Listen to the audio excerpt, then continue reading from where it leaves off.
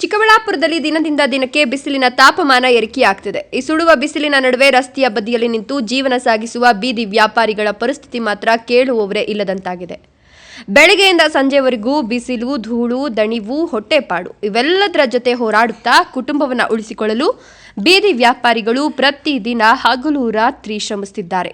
ಅವರು ಸಂಪಾದಿಸಿದ ಸ್ವಲ್ಪ ಹಣದಿಂದ ಮನೆ ಖರ್ಚು, ಮಕ್ಕಳ ಶಿಕ್ಷಣ, ಸಾಲಬಾಧೆ, ಅದರ ಜೊತೆಗೂಡಿ ಮುನ್ಸಿಪಾಲಿಟಿ ಶುಲ್ಕವು ಕಟ್ಟಲೇಬೇಕಾದ ಪರಿಸ್ಥಿತಿ. ವ್ಯಾಪಾರ ಆಗಿದ್ರೆ ಊಟ, ಆಗದಿದ್ರೆ ಸಾಲ, ಬಡ್ಡಿ, ಕಷ್ಟ, ಕಣ್ಣೀರು. ಇಂತಹ ಸಂಕಷ್ಟದ ಹೊತ್ತಿನಲ್ಲಿ ಬೀದಿ ವ್ಯಾಪಾರಿಗಳ ನೋವನ್ನು ಮನಗಂಡು ಅವರಿಗೆ ಮಾನವೀಯ ಸ್ಪಂದನೆ ತೋರಿದ್ದು ಜೈ ಫೌಂಡೇಶನ್. ಚಿಕ್ಕಬಳ್ಳಾಪುರ ನಗರದ ವಿವಿಧ ಭಾಗಗಳಲ್ಲಿ ಬಿಸಿಲಿನಲ್ಲಿ ನಿಂತುಕೊಂಡೇ ವ್ಯಾಪಾರ ಮಾಡುತ್ತಿರುವ ನೂರಾರು ಬೀದಿ ವ್ಯಾಪಾರಿಗಳಿಗೆ ಜೈ ಫೌಂಡೇಶನ್ ಅಧ್ಯಕ್ಷ ಜಯಕುಮಾರ್ ಅವರು ಛತ್ರಿಗಳನ್ನು ವಿತರಿಸಿ ಮಾನವೀಯತೆ ಮೆರೆದಿದ್ದಾರೆ. ಸುಡುವ ಬಿಸಿಲಿನಲ್ಲಿ ತಲೆಗೆ ನೆರಳೆ ಇಲ್ಲದೆ ಹಣ್ಣು, ತರಕಾರಿ, ತಿಂಡಿ, ಚಿಲ್ಲರೆ ಸಾಮಾನು ಮಾರಾಟ ಮಾಡಿ ಕುಟುಂಬ ನಿರ್ವಹಿಸುತ್ತಿರುವ ಅನೇಕ ವ್ಯಾಪಾರಿಗಳಿಗೆ ಈ ಛತ್ರಿ ವಿತರಣೆ ಒಂದು ಸಣ್ಣ ಸಹಾಯ ಅಲ್ಲ, ದೊಡ್ಡ ನೆಮ್ಮದಿ ಅಂತ ಹೇಳಬಹುದು. ಏನು ನಮ್ಮ ಜೈ ಫೌಂಡೇಶನ್ ಸಂಸ್ಥೆ ಕಡೆಯಿಂದ ನಾವು ಈ ಬೀದಿ ಬದಿ ವ್ಯಾಪಾರಿಗಳ ಒಂದು ಜೊತೆಗೆ ನಿಲ್ಲುವಂತ ಕೆಲಸ ಮಾಡಿದೀವಿ. ಈಗ ನಿನ್ನೆ ಕೂಡ ಒಂದು ಸುದ್ದಿ ಮಾಧ್ಯಮದಲ್ಲಿ ಒಬ್ಬ ಹಿರಿಯರು ವಯಸ್ಸಾಗಿರುವಂತವ್ರು ಬೀದಿ ಬದಿ ವ್ಯಾಪಾರಿಗಳು ಅವರ ಕಷ್ಟವನ್ನು ತೋಡ್ಕೊಂಡಿದ್ರು. ಅದನ್ನು ಕೂಡ ನಾನು ಗಮನಿಸಿದೆ. ಈಗಾಗಲೇ ನಾನು ಇದನ್ನ ಸಿದ್ಧಪಡಿಸಿದ್ದೆ. ಯಾಕಂದ್ರೆ ಬೇಸಿಗೆ ಈಗಾಗಲೇ ಹವಾಮಾನ ವೈಪರೀತ್ಯ ತಾವೆಲ್ಲ ಗಮನಿಸಿದೀರಾ. ಮೊನ್ನೆ ಕೂಡ ಮಳೆ ಕೂಡ ಜೋರಾಗಿ ಬಿದ್ದಿದೆ. ಈಗ ಬಿಸಿಲು ಕೂಡ ಈ ಒಂದು ಬೇಗ ಬರುವ ತಿಂಗಳಲ್ಲಿ ಬಹಳಷ್ಟು ಹೆಚ್ಚಾಗಬಹುದು ಅಂತ ಹವಾಮಾನ ಇಲಾಖೆ ಕೂಡ ತಿಳಿಸಿದೆ. ಅದರಿಂದಾಗಿ ಏನ್ ಬಿಸಿಲಲ್ಲಿ ವ್ಯಾಪಾರ ಮಾಡಿ ತೊಂದರೆ ಅನುಭವಿಸ್ತಾ ಇದ್ದಾರೆ, ಅವ್ರ ಜೊತೆಗೆ ನಿಲ್ಲುವಂತ ಕೆಲಸ ಆಗ್ಬೇಕು ಅಂತ ಹೇಳಿ ನಮ್ಮ ಸಂಸ್ಥೆ ಕಡೆಯಿಂದ ನಮ್ಮ ಪ್ರಾಯೋಗಿಕವಾಗಿ ನಮ್ಮ ನಗರ ಭಾಗಗಳಲ್ಲಿ ಕೆಲವು ಕಡೆ ಏನು ಜನ ನೋವು ತಿಂತಾ ಇದ್ರು, ಬಿಸಿಲು ಬೇಗೆಯಿಂದ ಬಳಲ್ತಾ ಇದ್ರು, ಅವ್ರಿಗೆ ಬೀದಿ ಬದಿ ವ್ಯಾಪಾರಿಗಳಿಗೆ ಛತ್ರಿಯನ್ನು ಕೊಡುವ ಮೂಲಕ ಜೊತೆ ನಿಲ್ಲುವಂತ ಕೆಲಸ ಮಾಡಿದೀವಿ.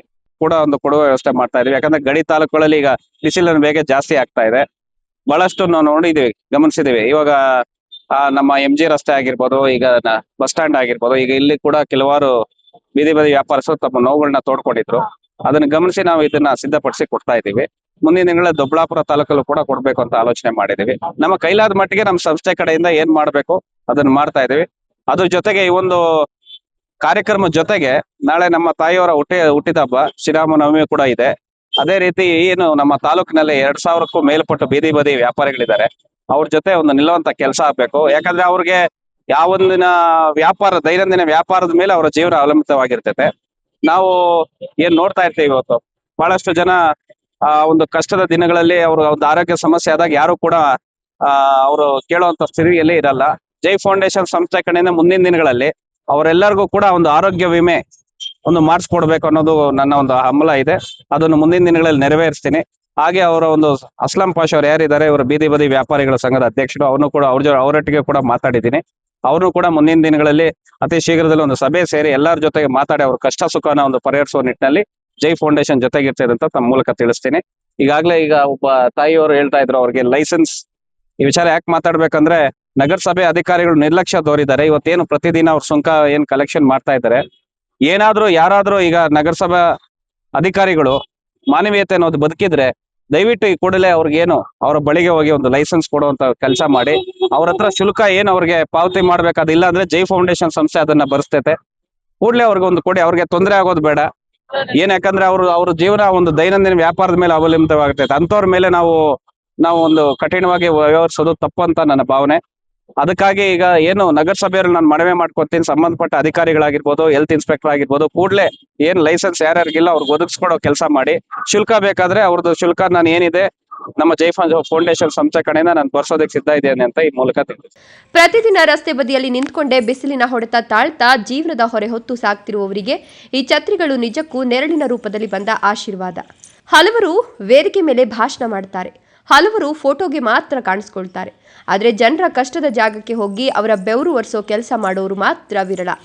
ಬೀದಿ ವ್ಯಾಪಾರಿಗಳ ಬದುಕು ಅಂದ್ರೆ ಹೋರಾಟದ ಮತ್ತೊಂದು ಹೆಸರು. ಬೀದಿ ಬದಿ ವ್ಯಾಪಾರಿಗಳ ಬದುಕು ಅಂದ್ರೆ ಹೋರಾಟದ ಮತ್ತೊಂದು ಹೆಸರು. ಬೆಳಿಗ್ಗೆ ಅಂಗಡಿ ಹಾಕೋ ಮುಂಚೆ ಇವತ್ತು ಎಷ್ಟು ವ್ಯಾಪಾರ ಆಗುತ್ತೋ ಅನ್ನೋ ಚಿಂತೆ, ಸಂಜೆ ಮನೆಗೆ ಹೋದಾಗ ಇವತ್ತು ಮಕ್ಕಳಿಗೆ ಏನ್ ತಿನ್ಸೋದು ಅನ್ನೋ ನೋವು. ಈ ನೋವಿನ ಮಧ್ಯೆ ಒಬ್ಬರು ಬಂದು ನಿಮ್ಮ ಕಷ್ಟ ನಮ್ಗೆ ಗೊತ್ತಿದೆ ಅಂತ ಹೇಳಿದ್ರೆ ಅದು ಅವರಿಗೆ ಹಣಕ್ಕಿಂತ ದೊಡ್ಡ ಧೈರ್ಯ. ಅದೇ ಕೆಲಸವನ್ನ ಇಂದು ಜೈ ಫೌಂಡೇಶನ್ ಮಾಡಿದೆ. ಜೈ ಫೌಂಡೇಶನ್ ಮುಖಂಡ ಜಯಕುಮಾರ್ ಅವರು ಮುಂದಿನ ದಿನಗಳಲ್ಲಿ ಬೀದಿ ವ್ಯಾಪಾರಿಗಳ ಸಮಸ್ಯೆಗಳಿಗೆ ನಮ್ಮ ಫೌಂಡೇಶನ್ ಸದಾ ಬೆಂಬಲವಾಗಿ ನಿಂತುಕೊಳ್ತದೆ ಅಂತ ಭರವಸೆ ನೀಡಿದ್ದಾರೆ. ಅಂದ್ರೆ ಇದು ಕೇವಲ ಛತ್ರಿ ವಿತರಣೆ ಕಾರ್ಯಕ್ರಮವಲ್ಲ, ಇದು ಬೀದಿ ವ್ಯಾಪಾರಿಗಳಿಗೆ ನಾವು ನಿಮ್ಮ ಜೊತೆ ಇದ್ದೇವೆ ಅನ್ನೋ ಭರವಸೆಯ ಘೋಷಣೆ. ಕಾರ್ಯಕ್ರಮದಲ್ಲಿ ಅನೇಕ ಬೀದಿ ವ್ಯಾಪಾರಿಗಳು ತಮ್ಮ ಸಂತೋಷವನ್ನು ವ್ಯಕ್ತಪಡಿಸಿದ್ದು, ಬಿಸಿಲಿನಲ್ಲಿ ನಿಲ್ಲೋದು ತುಂಬಾ ಕಷ್ಟವಾಗ್ತಿತ್ತು. ಈ ಛತ್ರಿ ನಮಗೆ ತುಂಬಾ ಉಪಯೋಗ ಆಗುತ್ತೆ ಅಂತ ಹೇಳಿದ್ದಾರೆ. ಬನ್ನಿ ಅವರ ಮಾತನ್ನ ಕೇಳೋಣ. ದೊಡ್ಡ ಭಾಷಣಗಳಿಗಿಂತ ಇಂತಹ ಸಣ್ಣ ಸಹಾಯಗಳೇ ಬಡವರ ಬದುಕಿಗೆ ದೊಡ್ಡ ನೆರಳಾಗ್ತವೆ.